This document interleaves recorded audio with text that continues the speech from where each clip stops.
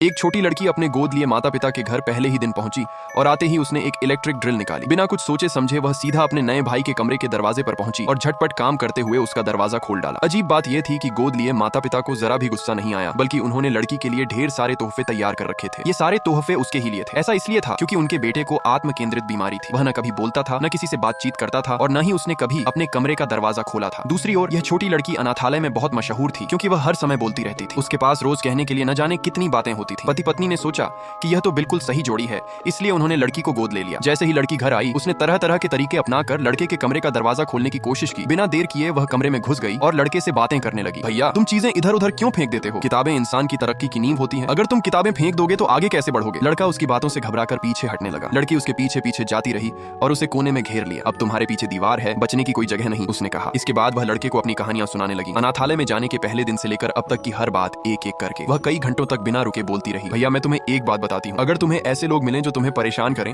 तो उन्हें पागल कह देना, तभी वे समझेंगे कि तुम कमजोर नहीं हो। चलो मेरे साथ बोलो। पागल। लड़का अब बिल्कुल टूट चुका था। उसके दिमाग में बस एक ही ख्याल था, भागना। अचानक वह उठा और दौड़ते हुए कमरे से बाहर निकल गया। ये देखकर माता पिता की खुशी का ठिकाना नहीं रहा। ये उनके बेटे का पहला मौका था जब वह खुद अपने कमरे से बाहर निकला था। इसमें लड़की की बहुत बड़ी भूमिका थी। दोनों ने तुरंत तय किया कि वे लड़की को अच्छे से इनाम देंगे और वादा किया कि उसे हमेशा इसी घर में रखेंगे। नौकर ढेर सारे तोहफे लेकर लड़की के कमरे में पहुंचे। ये सब मेरे लिए है? लड़की ने पूछा। हाँ मैडम, नौकर ने जवाब दिया। लड़की बहुत खुश हुई और सोचने लगी कि माता पिता उससे कितना प्यार करते हैं। उसने मन ही मन तय किया कि वह और ज्यादा कोशिश करेगी ताकि उसका भाई बोलना शुरू कर दे। वह सारे तोहफे उठाकर लड़के के कमरे में पहुंची और बोली, देखो भैया, माँ ने मेरे लिए कितने सारे तोहफे खरीदे हैं। वह खुद ही तोहफे बांटने लगी, जिससे लड़का और भी परेशान हो गया। उधर गोद लेने वाली माँ ने नौकरों से पूछा कि क्या तोहफे लड़की तक पहुंचा दिए गए हैं। पूछताछ में पता चला कि लड़की ने सारे तोहफे लड़के को दे दिए थे। यह सुनकर माता पिता घबरा गए। उन्हें लगा कि शायद तोहफे लड़की को पसंद नहीं आए, इसलिए उन्होंने तय किया कि वे उसे बाजार ले जाकर उसकी पसंद की चीजें खरीदेंगे। इसी बीच लड़की सीढ़ियों से नीचे आई। माँ ने उसे बुलाकर पूछा, क्या तुम हमारे साथ बाहर घूमने चलोगी? घूमने? लड़की खुशी से बोली, हाँ हाँ, मैं तो कभी घूमने नहीं गई। तीनों बाहर जाने ही वाले थे कि उन्होंने लड़के को सीढ़ियों पर अकेले खड़े देखा। लड़की को कुछ अजीब लगा। भैया, बहुत अकेला लग रहा है। वह भी तो एक आम इंसान की तरह जीना चाहता होगा।